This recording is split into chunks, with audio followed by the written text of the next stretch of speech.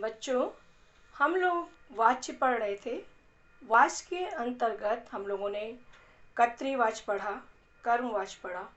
अब हम लोग अकर्तृवाच्य का जो दूसरा भेद है भाववाच्य पढ़ेंगे। भाववाच्य जैसा कि भाव नाम से समझ में आ रहा है कि भाव के बारे में बता रहा है। इसकी परिभाषा इस प्रकार है: जिस वाक्य की क्रिया का संबंध कर्ता से ना होकर, कर्म से ना होकर भाव से होता है, उसे भाववाच्य कहते हैं।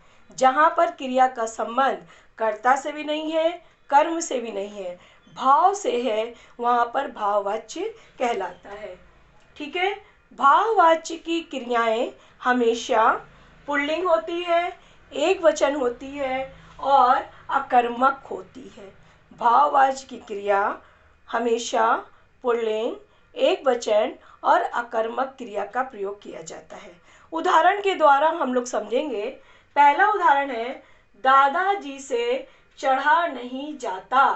तो यहाँ पे ना चढ़ने का भाव व्यक्त हो रहा है कि दादाजी चढ़ नहीं पा रहे हैं। ना चढ़ने का भाव ये व्यक्त हो रहा है, अकर्मक क्रिया है। जो क्रिया का प्रभाव कर्ता पर पड़ रहा है, अकर्मक क्रिया है। दूसरा देखिए, राधा से चला जाता है। राधा चल सकती है, चला जाता है, तो यहाँ पे चलने का भाव पता चल रहा है, इसलिए ये अकर्मक क्रिया है और ये भाववाच्य है।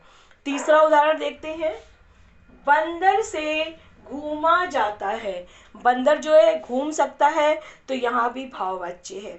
भाववाच्य घूमना, चढ़ना, चलना, उछलना, ये सब अकर्मक क्रिया ही होती है।